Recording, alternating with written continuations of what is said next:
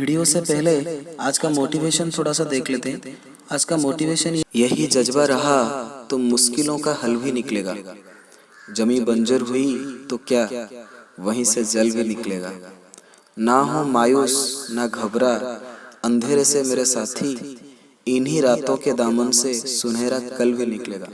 इन्हीं रातों के दामन से सुनहरा कल भी निकलेगा। हेलो एवरीबॉडी, सब बढ़िया चल रहा है कि नहीं चल रहा?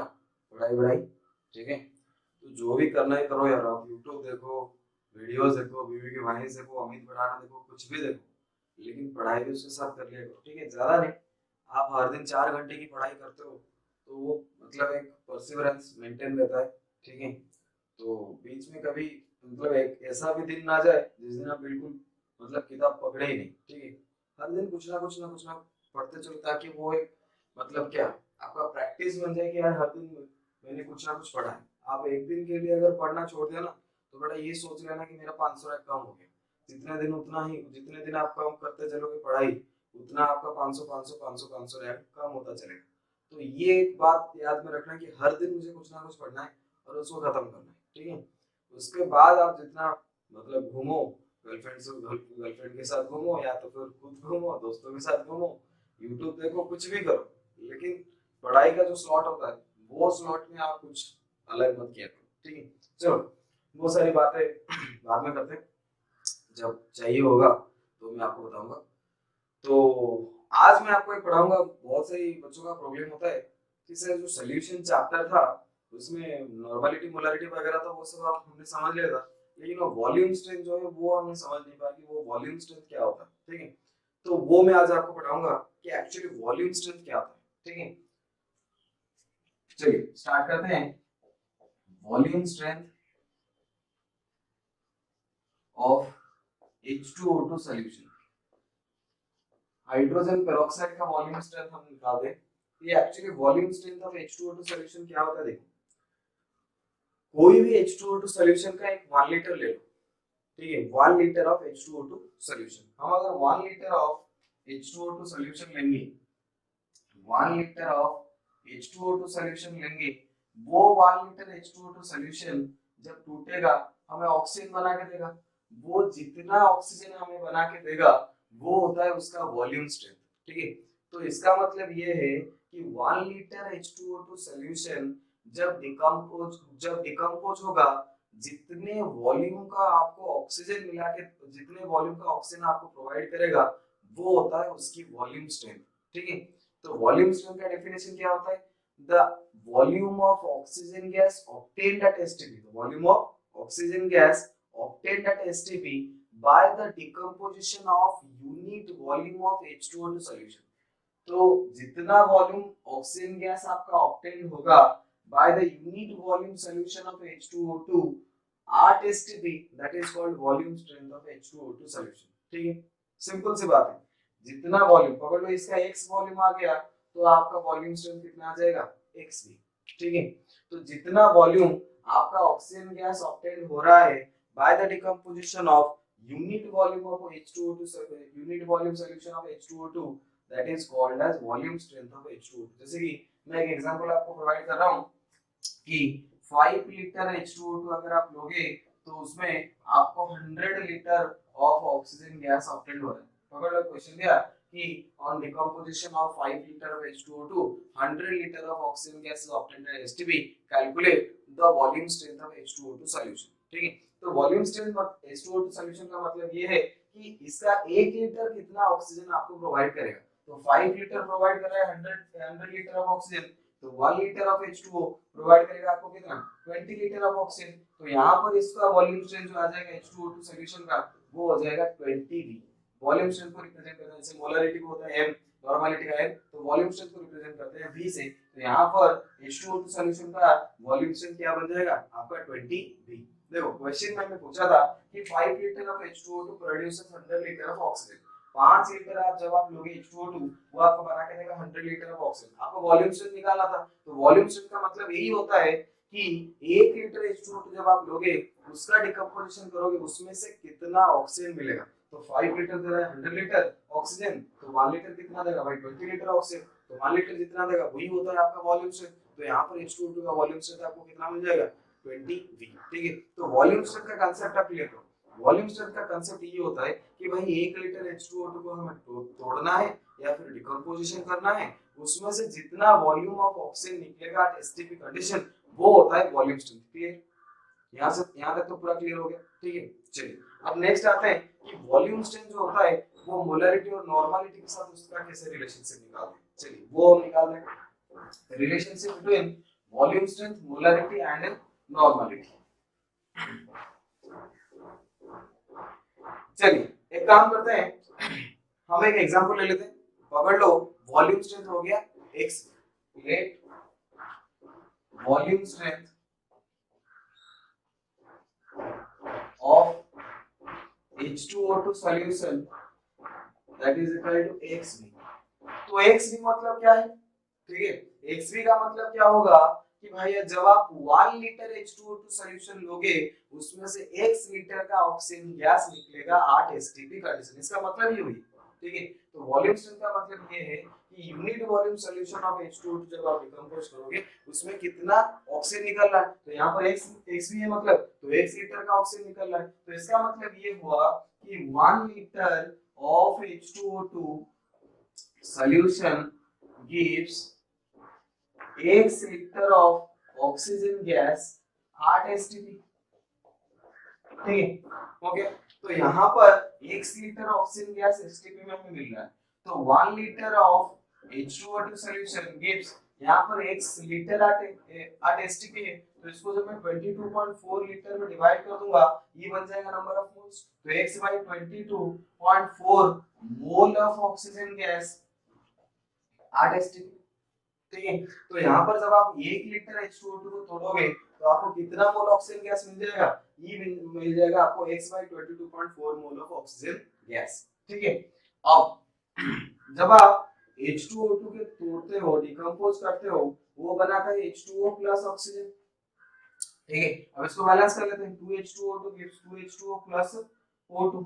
ठीक है, तो यहाँ पर 4 हाइड्रोजन 4 ऑक्सीजन, ये 2 ऑक्सीजन, ये 2 ऑक्सीजन हो गया बैलेंस। ठीक है, तो जब आप 2 मोल H2O2 को डिकम्पोजिशन करते हो आपको कितना मोल ऑक्सीजन मिलता है? 1 मोल ऑक्सीजन। समझ में आ रहा है कि नहीं समझ में?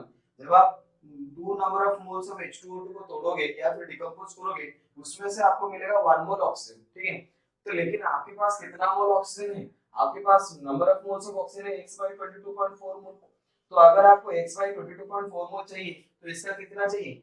x by 22.4 into 2, क्योंकि ये 1 मोल जब होगा ये 1 मोल निकालने के लिए आपको कितना मोल H2O2 चाहिए? 2 मोल। तो उसी तरह x by 22.4 मोल के लिए यहाँ पर चाहिए x by 22.4 into 2 that is equal to बन जाएगा x by 11.2 mole.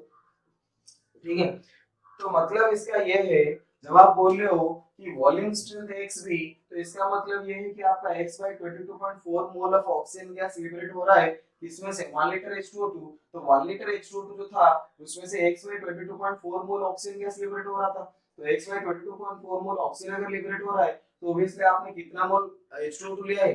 x by 11.2 mole H2O2 लिया है। ठीक है, क्योंकि जब आप 2H2O2 होता है 2 मोल H2O2 लेते हो तो आपका 1 मोल ऑक्सीजन मिलता है। तो इसी तरह आपको x by 22.4 मोल ऑक्सीजन मिला है, तो इसका मतलब यह है आपके कितने मोल ऑक्सीजन लिया है आपने? x by 11.2 मोल H2O2 लिया है आपने। तो यहाँ पर आपको number of moles of H2O2 मिल गया।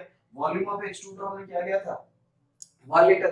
तो यहाँ पर आप मोलरिटी निकाल सकते हो। मोलरिटी जो होता है, molarity is equal to number of moles by volume of solution in litre. ठीक है, मोलरिटी क्या होता है? Number of moles by volume of solution in litre. तो यहाँ पर आपने नंबर ऑफ मोल्स जो है, नंबर ऑफ मोल्स किसका? H2O2 का निकालोगे, क्योंकि सॉल्यूशन तो हमने H2O2 का ले रखा है ना। तो यहाँ पर वॉल्यूम स्ट्रेंथ H2O2 का निकाले हैं, तो H2O2 सॉल्यूशन का मोलरिटी निकालेंगे। तो यहाँ पर number of moles of H2O2 आ गया आपका कितना? x by 11.2 divided by volume. Volume हमने कितना ले रखा है? 1 लीटर, तो डिवाइडेड बाय 1 इंप्लाइज दैट, तो यहाँ पर आपका मोलरिटी बन जाएगा x by 11.2। तो यहाँ पर x जो है वो कितना है? वॉल्यूम स्ट्रेंथ है। ठीक है, तो मोलरिटी और वॉल्यूम स्ट्रेंथ के बीच में रिलेशनशिप क्या आ जाएगा? Molarity is equal to x divided by 11.2। समझ में आया कि समझ नहीं है? देखो हमने बोला वॉल्यूम स्ट्रेंथ क्या होता है, वॉल्यूम स्ट्रेंथ ये होता है कि 1 लीटर H2O2 को जब आप डिकम्पोज करोगे उसमें से कितना ऑक्सीजन निकलेगा। हमने बोला कि पकड़ लो वॉल्यूम स्ट्रेंथ है xv, तो इसका मतलब ये है कि 1 लीटर H2O2 को तोड़ने से आपको x लीटर ऑक्सीजन मिल गया। तो 1 लीटर को तोड़ोगे तो x लीटर मिल रहा है, मतलब x by 22.4 मोल मिल गया। ठीक है, तो जब आपको पता है कि 2H2O2 जब टूटता है तो बनाते हैं 1 मोल ऑक्सीजन, तो इसका मतलब 2 मोल से 1 मोल मिलता है, तो इतना मोल किससे मिलेगा भाई, इतने मोल से मिलेगा। अब number of moles of H2O2 आपको मिल गया, वॉल्यूम आपको पता है 1 लीटर, मोलरिटी होता है number of moles volume of solution, तो यहां से आपको मिल जाएगा molarity is equal to x by 11.2। ठीक है, तो ये आ जाएगा आपका मोलरिटी, यहां पर x जो होता है that is equal to volume strength, तो molarity equal to volume strength divided by 11.2। यहां तक पूरा क्लियर, समझ में आ रहा है कि नहीं समझ में आ रहा? ठीक है, आ रहा है ना? चलिए, तो यहां पर आपको मोलरिटी निकल गया। अब आते हैं आप नॉर्मलिटी की तरफ। नॉर्मलिटी जो आ जाएगा, नॉर्मलिटी क्या होता है ये आपको पता है, नॉर्मलिटी इज इक्वल्स टू होता है मोलरिटी इनटू वैलेंसी फैक्टर। तो H2O2 जो होता है इसका याद रखना, वैलेंसी फैक्टर जो होता है वो वैलेंसी फैक्टर होता है 2।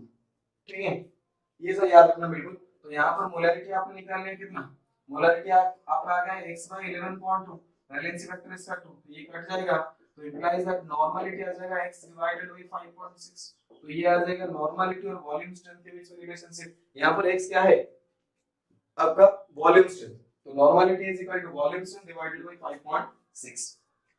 ठीक है, तो ये मोलरिटी निकल गया आपका और नॉर्मलिटी भी निकल गया। Molarity is equal to volume strength divided by 11.2, normality is equal to volume strength divided by 5.6। अब देखो नॉर्मलिटी जो होता है, नॉर्मलिटी होता है W by E into 1000 by V in millilitre. ठीक है, या तो फिर आप इसको लिख सकते हो कि W by E into V, तो ये आ जाएगा आपका लीटर में, मिलीलीटर करोगे तो 1000 मल्टीप्लाई करते हैं, नहीं तो फिर लीटर करोगे तो 1000 नहीं चाहिए। तो यहाँ पर normality is equal to equivalent to W by E, मतलब number of gram equivalents divided by volume of solution in litre. तो यहाँ पर मैं लिख सकता हूँ normality into equivalent weight is equal to W by V in litre. W होता है weight of solute divided weight of solute in gram divided by volume of solution litre. तो weight of solute in gram divided by volume of solution litre, ये आपका बन जाएगा कितना, strength. Strength जो होता है number of amount of solute present in gram, amount of solute in gram present per litre, present per 1 litre volume solution is equal to क्या होता है, स्ट्रेंथ। तो यहाँ पर नॉर्मलिटी इनटू इक्विवेलेंट वेट आपका क्या बन जाएगा, स्ट्रेंथ। तो यहाँ पर नॉर्मलिटी इनटू इक्विवेलेंट वेट आ जाएगा आपका स्ट्रेंथ। तो स्ट्रेंथ अगर आ गया आपका नॉर्मलिटी इनटू इक्विवेलेंट वेट, तो यहाँ पर आप स्ट्रेंथ की भी निकाल सकते हो वैल्यू। तो स्ट्रेंथ आ जाएगा कितना, normality into equivalent weight, normality हमने ऑलरेडी निकाल रखा है that is equal to x by 5.6, equivalent weight H2O2 का, H2O2 जो होता है देखिए ये होता है H2O2, H2O2 का इक्विवेलेंट वेट आ जाएगा molecular weight divided by valency, हमने अभी भी बताया दैट इज इक्वल टू कितना 2, तो मॉलिक्यूलर वेट डिवाइडेड बाय 2, तो ये आ जाएगा 2 + 32 divided by 2 that is equal to 70। तो इसका मॉलिक्यूलर वेट बन जाएगा आपका 70। तो x by 5.6 into equivalent wait कितना आ जाएगा आपका 70, तो ये आ जाएगा आपका स्ट्रेंथ। तो स्ट्रेंथ निकालने के लिए फार्मूला आ जाएगा x डिवाइडेड बाय 5.6 इनटू 70। तो यहां पर x जो है that is volume strength divided by 5.6 into 70। ठीक है, तो मोलरिटी हमने निकाला x by 11.2, नॉर्मलिटी आ गया आपका x by 5.6, स्ट्रेंथ आपका आ जाएगा x by 5.6 इनटू 70। यहां पर x जो है वो रिप्रेजेंट करता है वॉल्यूम स्ट्रेंथ। ठीक है, तो S जो है यहाँ पर आ गया x by 5.6 into 17, इसका यूनिट क्या आता है, ग्राम पर लीटर। स्ट्रेंथ का यूनिट क्या आ जाएगा आपका, ग्राम पर लीटर। ठीक है, अब तो इसका ग्राम पर लीटर आ गया यूनिट, तो इसका मतलब ये है कि आपका इतना ग्राम किसमें आ जाएगा, 1 लीटर में। तो मतलब 1 litre volume solution contains x by 5.6 into 17 gram of H2O। Strength का मतलब यही है भाई, वेट बाय वॉल्यूम। तो 1 लीटर में कितना ग्राम है, ना इतना ग्राम, क्योंकि हमने स्ट्रेंथ का वैल्यू निकाला x by 5.6 into 17। तो इसका मतलब ये इतना ग्राम किसमें है, 1 लीटर में प्रेजेंट है। 1 लीटर मतलब 1000 मिलीलीटर, तो 1000 मिलीलीटर वॉल्यूम सॉल्यूशन कंटेन कितना ऑफ H2O2। तो 1 milliliter of volume solution contains x by 5.6 into 17 divided by 1000 gram of H2O2। हमें कितना चाहिए, 100 मिलीलीटर। तो 100 millilitre solution contain x by 5.6 into 17 by 1000 into आ जाएगा 100 ग्राम ऑफ H2O2। तो जब इसको कैंसिल आउट करोगे तो ये बन जाएगा that is equal to x by 5.6 into 17 divided by 10। ठीक है, तो ये 1 लीटर वॉल्यूम सॉल्यूशन में कितना ग्राम ऑफ सॉल्यूट था।